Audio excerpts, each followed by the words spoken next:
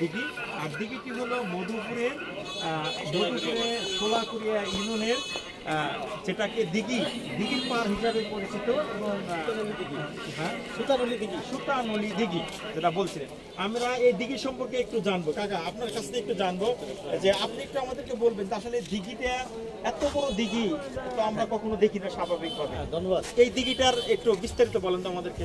আমি দাদার কাছে শুনেছি রাজা তৎকালীন সময়ে মানে শাহী আমল, তখনটা ছিল নুসরত শাহ আমল, ওনার আমলে রাজা ভগদত্ত নামে এক জমিদার এখানে বসবাস করত।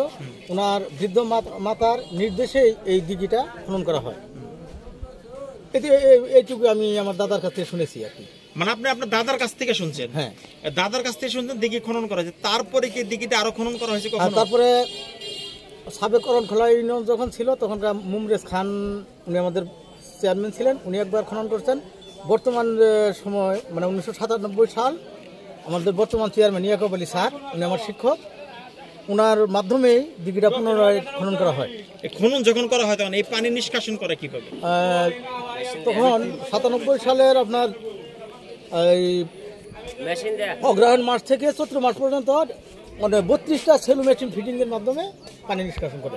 32টা সেলো মেশিন কতদিন লাগছে? প্রায় 3 মাস। প্রায় 3 মাস লাগছে, মানে 24 ঘন্টায় চলছে। 24 ঘন্টায় কোনো কন্টিনিউ মেশিন চলছে। কন্টিনিউ মেশিন চলছে পানি নিষ্কাশন করার পরে তারপরে ওই পারগুলো অনেক বাটি জমা হয়ে গেছে। এটা গভীর কতটুকু? গভীর আপনার পানি এখনো আপনার 8-10 ফুটের উপরে আছে পানি। 10 ফুটের উপরে। এখানে কি মাছ চাষ হয়? হ্যাঁ, এখানে যে এই আমার বাম পাশে দেখতে পাচ্ছেন আদর্শ গ্রাম, মানে জিয়াউর রহমান মানে বেগম জিয়ার উনি ওনার আমলে হয়েছিল, লুৎফর রহমান খান আজাদ ওই প্রকল্পের আদর্শ গ্রামটা করে দিয়েছেন। আর এটা আশ্রয়ণ প্রকল্প, তিনি তো যে আমাদের সাবেক খাদ্যমন্ত্রী ডক্টর আব্দুল রাজ্জাক ভোলার মাধ্যমে এই আশ্রয়ণ প্রকল্প করা হয়। এখানে এই পুকুরে মাছ চাষিটা আসলে কারা করে? আর উভয় তীরের বাসিন্দারাই করে আর কি।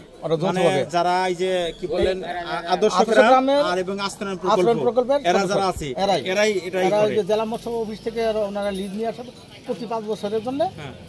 ওই লিজের মাধ্যমেই ওনারা মাছ চাষ করে আর কি। ওনারা মাছ চাষ করে। এখানে কোনো মালিকানা কেউ দাবি করতে না, না, এখানে কেউ মালিকানা দাবি করে না। এই জায়গাটা মানে সরকারি জায়গাটা? এটা মূলত জায়গা হলো সরকারি জায়গা। সরকারি জায়গা। এটা ঠিকানাটা বলেন তো, এই জায়গাটা এই জায়গাটা কোন উপজেলা এবং কোন ইউনিয়ন বিস্তারিত বলেন? এই গ্রামের নাম সোলাকুড়ি দিঘির পার, ইউনিয়ন সোলাকুড়ি, উপজেলা মধুপুর, জেলা টাঙ্গাইল। তার মানে আপনি আপনার দাদার কাছ থেকে শুনছেন এবং সেই থেকে যে দর্শক, আমরা এই মুহূর্তে দাঁড়িয়ে আছি সোলাকুড়া দিঘির পার, যে দিঘির পাড়টির দুই পাশেই আদর্শ গ্রাম এক সাইডে আর এক সাইডে উন্নয়ন প্রকল্প নামে যে গ্রাম, দুই পাশে গ্রামের যে বাসিন্দারা আছেন ওনারাই এই দিঘিতে মাছ চাষ করে।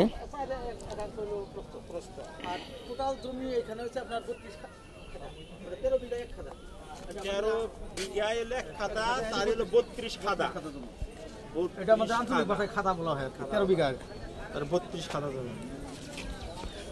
সুপ্রিয় ভিউয়ার্স, দেখেন 32 খাদা জমির উপরে এই পুকুরটা। আমি পুকুরের কিন্তু এই কিনার থেকে ওই কিনার পর্যন্ত মানে স্পষ্টভাবে